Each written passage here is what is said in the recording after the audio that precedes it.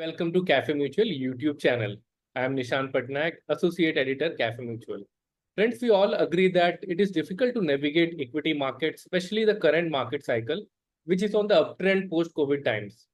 While few believe that equity markets are trading at all-time high valuation and investors should rebalance their portfolio, a few think that the valuation is in line with the long-term averages and offers a lot of opportunity. To help us understand more about the current state of equity market and its future trends, today we have with us Rohan Korde, Fund Manager, Equity ITI Mutual Fund. Rohan has close to 2 decades of experience in capital markets. His forte is fundamental research on stocks and sectors. So without wasting time, let's welcome Rohan. Welcome to the show, Rohan. Thank you, Nishan. Good morning. Good morning. Rohan, let me first ask a question which is on everyone's mind.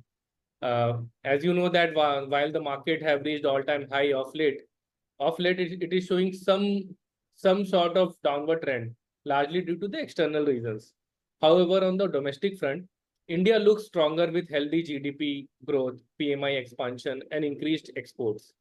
How do you read the current state of equity market and where it is headed in the medium term?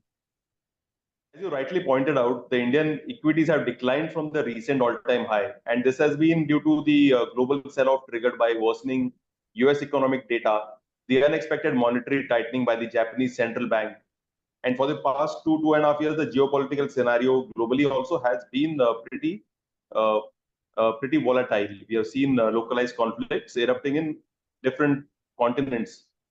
And despite all of this, the Indian economy has continued to be strong. GDP growth has continued to be robust. And I think these domestic-led factors should help Indian equity receive support. The first is the strong GDP growth, which is expected to surpass its peers, especially from the developed markets, but also from the peers in the emerging markets. India's GDP growth is expected to be much stronger than other emerging markets as well.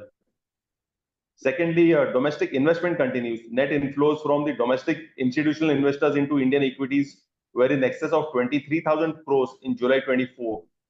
And these are expected to be strong going forward as well. And thirdly, there has been a continuity in government policies. The ongoing government initiatives such as continuation of the increased capital expenditure, structural reforms, all these are expected to continue. So with a commitment to policy stability, fiscal prudence, and strategic government spending in key areas, the current environment remains promising for long-term business investments. Also, what we have seen is that commodity prices are pretty stable, especially crude. Secondly, with higher growth coming in, operating leverage should also be strong for Indian corporates, which will boost earnings. This will also contribute to a robust performance by the Indian economy. And so long as the earnings growth remains strong, the Indian equities will continue to perform and outperform its peers as well. Okay. So Rohan, many people believe that valuations across the market, valuations are high across the market capitalization. So what's your view on this? I think valuations are a function of how the earnings growth happens. So market valuations remain elevated, which means that investors need to adopt a longer term perspective. And the investment in landscape as such will continue to be a stock pickers market where companies within the same sector may show varied financial performance. So long as our strategy is competent enough to identify the companies that can outperform in the current environment, when we can identify companies which can be consistent in terms of its performance over not just over a few quarters but also over a few years, then this bottom-up stock picking approach can help us deliver good returns even in the face of elevated valuations. And I come back to the point that while valuations are elevated, as long as the growth is good, these valuations can remain at elevated levels for a higher period of time as well. And at these valuations, large and mid-cap companies would weather the market volatility better than small-cap companies. So a large and mid-cap fund, in fact, is quite well poised to take advantage of these kind of market opportunities. Okay. So Rohan, in your experience, you have 20 odd years of experience. So how the valuation, moderated itself, how the valuation readjusted itself, how many time it happened in the past?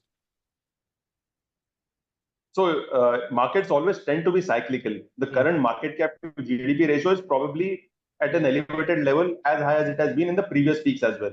Right. Typically, what we tend to see is that the sector valuations can correct, but so long as there are other sectors to pick up the slack, and so long as we are able to identify the sectors which can pick up the slack in terms of valuations, then we can see the overall market valuations remain at an elevated level for a longer period of time.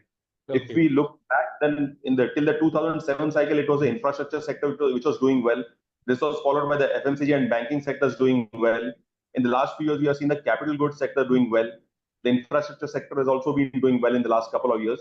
So there'll always be opportunities in terms of sectors which will perform much better in terms of earnings growth as well as revenue growth for an extended period of time. And if you are able to identify those sectors early and be invested in those sectors early, then we'll be able to generate a good rate of return. This kind of cyclicality of the markets will continue unless there is a contagion like we saw in 2008. It's unlikely that the markets will correct for a sustained period of time across all sectors. There'll always be a few sectors which can do well at any point of time. Okay. So Rohan, ITI Mutual Fund has launched ITI Large and Mid Cap Fund. So what's the rationale for this launch, and why do you think that it is the best time to invest in this fund category? So I touched upon this briefly in one of the questions that large and mid cap stocks can weather volatility in a much better fashion.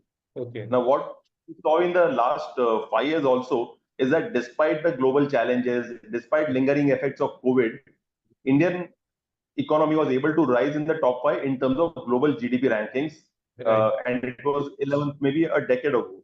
So this shows the impressive economic progress that has happened within the country. And this advance has come from formalization of the economy, increased mainstreaming of businesses, enhanced investment in infrastructure projects. But despite this progress, we are still far behind China and USA as far as per capita GDP is concerned, and even maybe as compared to some of the other emerging markets. So the growth potential for India's economy remains tremendous, and we believe that these opportunities for growth can be captured best by a large and mid cap fund at this point of time, at a time when valuations are elevated, but the growth opportunity is also great.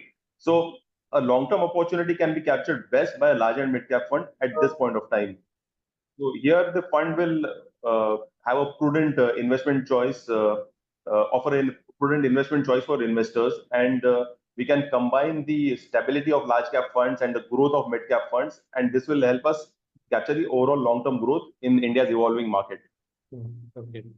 So Rohan, AMFI data shows that just 4 out of 22 large and mid cap funds have managed to outperform in 5-year period. So why do you think that your fund can generate alpha in this category? So firstly, we'll scout for viable and well-managed and scalable businesses. And the fund management style will be a blend of both growth and value style of investing. Okay.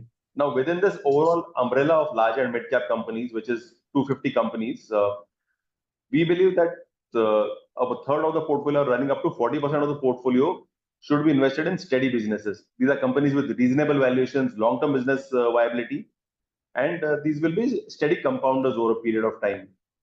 Another 33 to 40% will be invested in a segment what we are terming as the agile segment.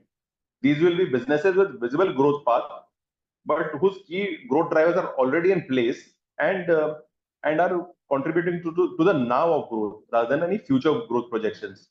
And lastly, 20 to 30% will be invested in new age businesses, which will be emerging themes.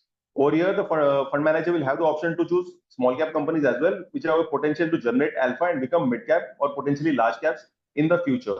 So this segment will be a long-term investment where we'll stay invested for 4 to 5 years. Now, this strategy will combine the potential alpha over the benchmark, as well as giving stable returns for investors in the medium term and near term as well. So overall, we believe this strategy has the potential to deliver good long-term returns for investors. One last question, Rohan. Many MFDs prefer to go with funds having a past track record. They only recommend NFO if there is something new. So why should they recommend this NFO to their client? So while past track records or past records may not guarantee any future returns, while evaluating an investment option, one should look at the fund's investing style, the fund manager's track record, and how the fund fits into the investor's overall asset allocation mix. ITI's large and mid-cap fund, through its active portfolio management, we believe will be able to create a durable portfolio for long-term holding, which can create wealth over market cycles. And the differentiated approach towards portfolio creation process can help us identify stable companies, agile companies, as well as emerging themes, which can be a good option to be considered in the core portfolio for investors as well. Great. So, all right, we have come to an end to this interesting session. Thank you so much, Rohan, for your valuable time and deep insights. Thank you so much. My pleasure being here. And finally, I thank each one of you for being such a wonderful audience. Have a great day at work, guys. Bye.